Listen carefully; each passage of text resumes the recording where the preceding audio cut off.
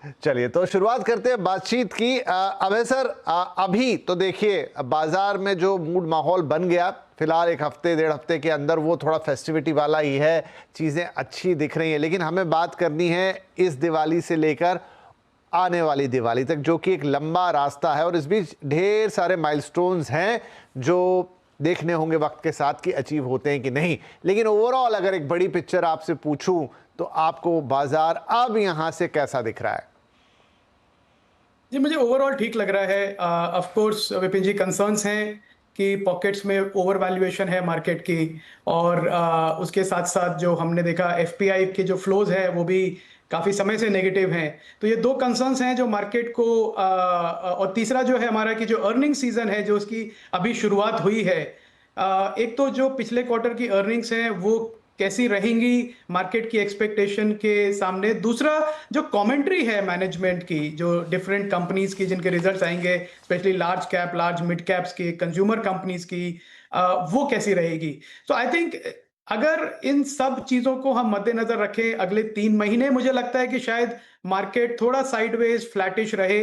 पर मुझे लगता है कि फिर उसके बाद से एक पिकअप होना चाहिए मेरे हिसाब से, क्योंकि जब अर्निंग्स को जब डिस्काउंट करेंगे 26 और 27 की, तो मार्केट इतना महंगा नहीं लगेगा। जबकि आप अगर सिर्फ निफ्टी की वैल्यूएशन से नजर हटाएंगे और देखेंगे कि निफ्टी के बाहर जो अपॉर्चुनिटीज हैं जो बन रही हैं, जहां पे काफी ग्रोथ स्टॉक्स अभी भी 1.5 टाइम पीजी रेशियो पे ट्रेड हो रहे हैं। और दूसरी तरफ जो इंटरेस्ट रेट्स हैं, इंडिया में नहीं आप ग्लोबली भी देखें, यूएस में भी जो 10 ईयर बॉन्ड यील्ड है अब 4% के नीचे काफी समय के बाद आई है, 3.95% की। तो मतलब जो काफी पैसा जो यूएस बॉन्ड फंड्स में जा रहा था, डेट फंड में जा रहा था, वो भी अब निकलना शुरू होगा, ऐसी मेरी एस्टिमेशन है। अनुराग उसके बारे में ज्यादा बात कर सकते हैं। पर मुझे लगता है कि एक टेक्निकल और फंडामेंटल फैक्टर्स दोनों मार्केट के फेवर में हैं इस समय। तो मुझे लगता है कि अगले दिवाली पे जब हम ये शो करेंगे तो डेफिनेटली यहां से मार्केट आपको पॉजिटिव ही दिखेगा।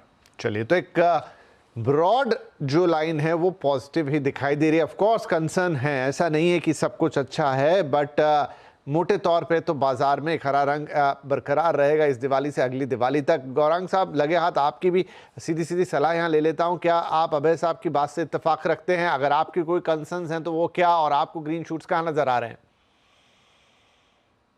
सर्वप्रथम तो विपिन जी, इस मंच पर आमंत्रित करने के लिए आपका बहुत बहुत धन्यवाद। सीएनबीसी आवाज के सभी दर्शकों को, मंच पर उपस्थित महानुभावों को, आपको और आवाज की पूरी टीम को हमारी कंपनी जियोजित और मेरे तरफ से दिवाली, धनतेरस और संवत 2082 की ढेर सारी शुभकामनाएं।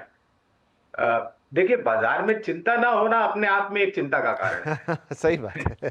बाजार में चिंता होना अनिवार्य है, और मेरे ख्याल से उतना ही अनिवार्य है उन चिंताओं का क्या विकल्प उभर करके आता है, क्या रास्ता निकल करके आता है। मेरे ख्याल से इस साल के सर्वोच्चम स्तर के आसपास हम खड़े, निफ्टी की मैं बात कर रहा हूं, सेंसेक्स भी उतना ही, बैंक निफ्टी ने तो अपने जीवन का एक नया सर्वोच्चम स्तर बनाया है। और जहां तक रही बात दूसरी तिमाही के नतीजों की, तो उम्मीद तो बहुत कम थी, खास करके कुछ क्षेत्र को लेकर के। लेकिन अब तक हालांकि हमने काफी कम नतीजे देखे हैं दूसरी तिमाही के इस वित्तीय वर्ष के, लेकिन जो भी नतीजे आए, मेरे ख्याल से एक अच्छी बात यह है कि वहां पर निराशा नहीं देखने मिली। और हम यही अनुमान लगा करके चलते हैं आगे कि शायद बाकी अन्य जो कंपनियां हैं जो तिमाही नतीजे लेके आएंगी, दूसरी तिमाही नतीजे, वो भी इसी स्तर पर या इससे थोड़े बहुत बेहतर प्रदर्शन करें। देखिए विपिन जी, बाजार एक चीज को अहमियत देता है, वो है नतीजे। अगर नतीजे अच्छे आए तो बाजार उसकी सराहना करेगा, अगर नतीजे बुरे आए तो उसी तरीके से पिटाई भी हो सकती है। चिंता थोड़ी बहुत मुझे ऐसा लग रहा है कि जो ट्रेड टैरिफ को लेकर के इतना लंबा खिंचाव जो हो चुका है भारत और अमेरिका के बीच में, और अब सरकार की तरफ से कुछ टिप्पणियां सुनने में आ रही कि बहुत जल्द शायद दस्तावेज पर हस्ताक्षर हो जाएंगे और मोहर लग जाएगी। अगर ऐसा होता है तो मेरे ख्याल से सबसे बड़ी जो बाधा बाजार को लग रही थी कुछ समय पहले, वो उसका निवारण हो जाएगा। सरकार की तरफ से नीतियां, नतीजे, आरबीआई की तरफ से, आरबीआई नहीं, मॉनेटरी पॉलिसी कमेटी की तरफ से ब्याज दरों में क्या बदलाव होता है, क्योंकि जो आंकड़े आए थे महंगाई दर के वो काफी सराहनाजनक थे, तो शायद एक कटौती की उम्मीद आने वाले समय में हम कर सकते। और बहुत जल्द मेरे ख्याल से हम बजट की भी चर्चा करेंगे, फरवरी 2026 की। तो थोड़े बहुत अ, अ, पड़ाव है बाजार में जिसको पार करना अनिवार्य होगा। जी, ठीक है। तो ऑप्टिमिस्टिक ही है गौरांग साहब का भी व्यू कि, और उन्होंने एक बात बहुत अच्छी बोली कि अगर बाजार में चिंता ना हो तो फिर मजा क्या आएगा, उस चिंता से ही तो पूरे बाजार का खेल टिका है, राइट। लेकिन एक जो बड़ी चिंता है, बड़ा कंसर्न है, वो गाय बगाए बना ही हुआ है। अब वो उसमें वक्त वक्त पर कुछ अच्छी बातें आती हैं, फिर कुछ ऐसी बातें आ जाती हैं जो कि फिर आपको सोचने पे मजबूर कर देती हैं, और वो सब आती हैं जहां से बैठ के अभी अनुराग जी जुड़े हुए हैं। अनुराग जी, सॉरी बेटा, क्या आप अमेरिका से जुड़ रहे हैं? आपको भी पहले तो हैप्पी दिवाली। थोड़े दूर हैं आप, लेकिन दिवाली की उतनी शुभकामनाएं तहे दिल से आपको भी है, और आप वहां बहुत अच्छे से दिवाली सेलिब्रेट करें। लेकिन उसकी धरती से लगातार कंसर्न थोड़े बने हुए हैं, और उसका सबसे बड़ा इंपैक्ट हमारे मार्केट पर आता है। यहाँ पर क्या वो कंसर्न, जैसा अभी उम्मीद जता रहे थे गौरांग साहब, की जल्दी दूर हो जाएंगे, या फिर कुछ ना कुछ स्टेटमेंट कभी ऑयल को लेकर, फिर कभी उसका कंट्राडिक्शन, और कुछ कुछ लगाई है, या अभी ये थोड़ी लंबी राह है? और देखिए इम्पैक्ट तो है उसका, यहाँ उससे इनकार तो नहीं कर सकते। तो क्या वो बादल छटेंगे तो एकदम सब कुछ अच्छा अच्छा दिखेगा, या अभी थोड़ा इंतजार लंबा है? विपिन जी, पहले तो आपको, पैनल मेंबर्स को और सभी दर्शकों को दिवाली की ढेरों शुभकामनाएं। और विपिन जी, दिवाली ऐसा मौका होता है फिर जब हमें शॉर्ट टर्म नॉइज को छोड़ के ना एक एक हमें एक लॉन्ग टर्म स्टोरी को एक रीसेट करके चेक कर लेना चाहिए कि देखिए क्या हम ठीक दिशा में जा रहे हैं। और उसका आंसर है विपिन जी कि बेशक हम बिल्कुल सही दिशा में जा रहे हैं। चाहे वो आपका पोर्टफोलियो पर हम आते हैं, लेकिन देश सही दिशा में जा रहा है, तो इसमें कोई डाउट नहीं है। ये डील जो है, ये तो देखिए इसमें ऊंच नीच चलती रहेगी। अब एक नया प्रेसिडेंट आया है, उनका स्टाइल थोड़ा अलग है, तो अब उनका स्टाइल ही ऐसा है, तो वो नेगोशिएशंस में वो कोई ना कोई नए कर्व बॉल्स आपको देते रहेंगे। उनको वो ये इसको कर्व बॉल बोलते हैं अमेरिकन लैंग्वेज में, विच इज के वो आपको कुछ ना कुछ सरप्राइजेस देते रहेंगे। अब उससे जो हमारा डिप्लोमेसी का नेगोशिएशन का तरीका था, वो एक बड़ा United Nations, World Health organise, ये ब्यूरोक्रेसी एक अलग तरह की ब्यूरोक्रेसी है, उसका स्टाइल अलग है, तो उसका थोड़ा मिसमैच हो रहा है। And I think now they are realising कि यहाँ पे बड़ा फास्ट डिसीजन मेकिंग चाहिए। तो आई एम श्योर सरकार को जो करना है वो कर लेंगे। बेहतर बात यह है विपिन जी कि in a country of 1.5 billion people, 150 crore जहां पर लोग हैं, वहां पर हम छोटे से एक्सटर्नल मार्केट्स को क्यों इतना बॉदर कर रहे हैं? हम देश को सक्षम बनाएं, उस पर ध्यान दें, और वो डायरेक्शनली ठीक रखें। एक्सटर्नल ट्रेड ग्लोबली मुश्किल में है, ये सिर्फ इंडिया की कहानी नहीं है। ग्लोबली जो ग्लोबल ट्रेड था वो करीब 2010-11 में पीक किया, उसके बाद में global trade as a percentage of GDP lower direction में ही जा रहा है उसके बाद। और कोविड के बाद से फिर ये अवेयरनेस आई कि देखिए आप जो क्रिटिकल इंडस्ट्रीज हैं उनको आउटसोर्स नहीं करके आप कंट्री में रखिए, और वो डायरेक्शन यूएस में भी चल रही है। जेपी मॉर्गन के जेमी डायमन साहब ने कल एक बहुत अच्छा ऑपएड निकाला वॉल स्ट्रीट जर्नल में, जिसमें उन्होंने बताया कि वो कैसे 4 इंडस्ट्रीज को $1.5 ट्रिलियन का लेंडिंग देके सपोर्ट कर रहे हैं, इंक्लूडिंग देयर ओन मनी।